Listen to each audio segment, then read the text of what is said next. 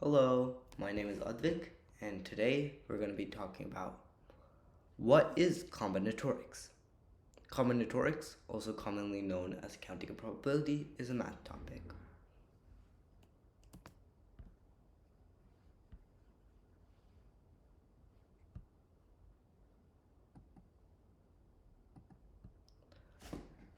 Combinatorics is a branch of mathematics dealing with combinations of objects belonging to a finite set in accordance to certain constraints, such as those of graph theory.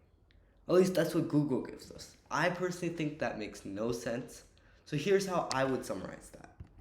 Combinatorics is the section of math dealing with counting arrangements of objects and the probability of a certain group of arrangements occurring.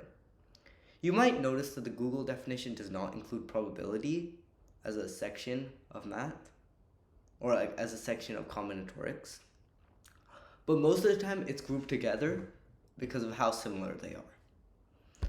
So, example of a counting problem, which is one of the two sections, would be how many ways can you mess up a Rubik's Cube? Or how many distinct ways can a Rubik's Cube be messed up?